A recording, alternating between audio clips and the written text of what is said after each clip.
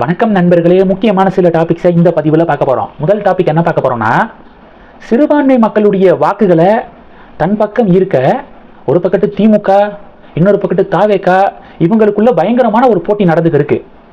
Christmas விழா கொண்டாட்டம் திமுக சார்பிலையும் நடத்தியிருக்காங்க, தாவேகா சார்பிலையும் நடத்தியிருக்காங்க. திமுக சார்பில் நடத்தின இந்த கிறிஸ்மஸ் தின விழா கொண்டாட்டத்தில் சில பாதிரியார்கள் பார்த்தீங்கன்னா 2026 நம்ம எல்லாமே முதல்வருக்கு உறுதுணையாக இருக்கணும் அப்படின்னு சொல்லிட்டு பாதிரியார் பேசுகிறாரு.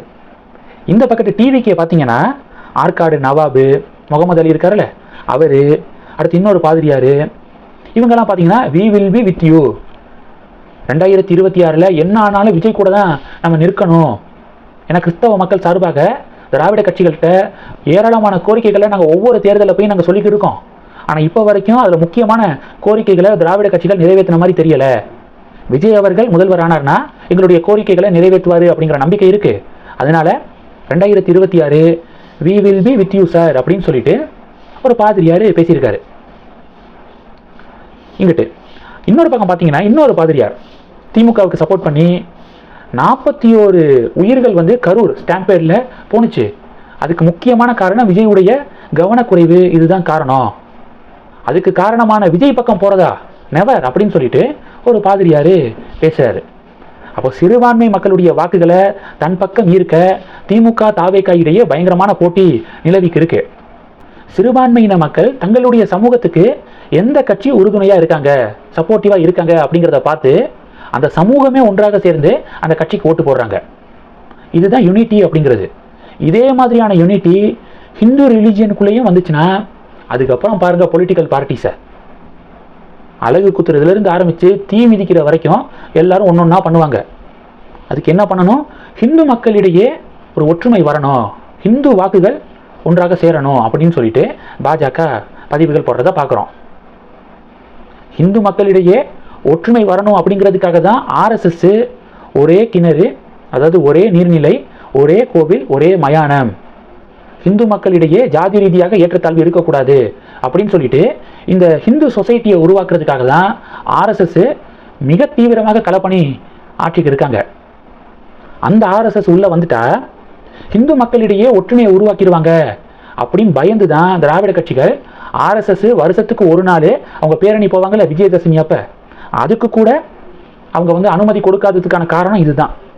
உள்ள வந்துட்டா ஹிந்து மக்களிடையே ஒற்றுமையை உருவாக்கிடுவாங்க, வாக்குகள்லாம் அப்படியே கன்சாலிடேட் ஆயிரும் அப்படிங்கிற பேனிக் தான் திராவிட கட்சிகளுக்கு அப்படின்னு பாஜக சொல்றாங்க. பாஜகவுடைய இந்த ஒவ்வொரு பாயிண்டை பற்றி நீங்கள் என்ன நினைக்கிறீங்க, மறக்காம கமெண்ட் பண்ணுங்க. ரெண்டாவது டாபிக், ஹோம் மினிஸ்டர் அமித்ஷா அவர்கள் தலைமையில் மிக முக்கியமான ஆலோசனை டெல்லியில் நடந்துட்டு இருக்கு. சிந்து நதிநீர் பங்கீடு ஒப்பந்தம் தொடர்பான ஆலோசனை. பாகிஸ்தான் உடனான இந்த அக்ரிமெண்ட்டை இந்தியா எப்போவோ நிப்பாட்டிருச்சு. இனி சிந்து நதி பாகிஸ்தானுக்கு போகிறதுக்கு வாய்ப்பு கிடையாது, ஒரு துளி நீர் கூட சிந்து நதி பாகிஸ்தானுக்கு போகாது, தண்ணீரும் ரத்தமும் ஒரே நேரத்தில் டிராவல் பண்ண முடியாது அப்படின்னு இந்தியா திட்டவட்டமாக நிலைப்பாடை எடுத்துட்டாங்க. இப்போ என்ன பண்ணணும், பாகிஸ்தானுக்கு போகக்கூடிய அந்த நதியை இந்தியா பக்கத்து திருப்பணும். இந்தியா பக்கத்து திருப்பி அதை நம்ம யூட்டிலைஸ் பண்ணணும். என்னென்ன வழிகளில் நம்ம யூட்டிலைஸ் பண்ண போகிறோம் அப்படிங்கிறது தொடர்பாக தான் ஆலோசனை நடந்திருக்கு.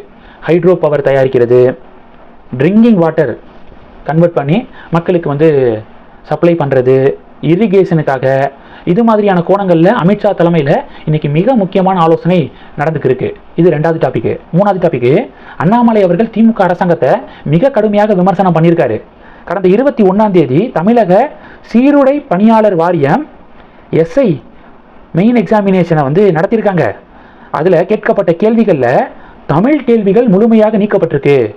நார்மலாக பார்த்தீங்கன்னா இந்த சீருடை பணியாளர் எக்ஸாமினேஷனில் பகுதி 1ல் 80 கொஸ்டின்ஸு, பொது அறிவு கேள்விகள் 80 கேள்விகள் கேட்கப்படும். இது பகுதி 1. பகுதி 2ல் மொத்தம் 60 கேள்விகள் கேட்கப்படும். அதில் 10 கேள்விகள் தமிழ், 10 கேள்விகள் ஆங்கிலம், மீதி இருக்கக்கூடிய 40 கேள்விகள் பார்த்தீங்கன்னா உளவியல் சம்பந்தமாக சைக்காலஜிக்கல் கொஸ்டின்ஸ் கேட்கப்படும். 10 தமிழ், 10 ஆங்கிலம், 40 சைக்காலஜி கொஸ்டின்ஸு, டோட்டலாக 60. இதுதான் பேட்டர்ன் ஒவ்வொரு வருஷமும். ஆனால் இந்த வருஷம் பார்த்தீங்கன்னா கொஸ்டின் பேப்பர் வாங்கி பார்த்தவங்களுக்கு ஒரே அதிர்ச்சி. தமிழ் தொடர்பான கேள்விகள் டோட்டலாக அந்த 10 கேள்விகளும் நீக்கப்பட்டிருக்கு. ஆனால் ஆங்கில கேள்விகள் மட்டும் வைக்கப்பட்டிருக்கு, தமிழ் கேள்விகள் நீக்கப்பட்டிருக்கு. எதுக்கெடுத்தாலும் தமிழ் தமிழ் அப்படின்னு சொல்லிட்டு திமுக நாடகத்தை போடுது. ஆனால் பாருங்கள் எக்ஸாமினேஷனில் தமிழ் கேள்விகளையே நீக்கியிருக்கு அப்படின்னு சொல்லிட்டு அண்ணாமலை பதிவு போட இது இன்னைக்கு திமுக அரசாங்கத்திற்கு பெரிய ஒரு சிக்கலை ஏற்படுத்தியிருக்கு. இந்த டாபிக்ஸ் எல்லாத்தையும் பற்றி உங்களுடைய பார்வைகளை மறக்காமல் கமெண்ட் பண்ணுங்கள். தொடர்ந்து கணக்கில் இருங்க. அடுத்தடுத்து நிறையா பதிவுகளை பார்க்க போகிறோம். நன்றி. ஜெய் ஹிந்த்.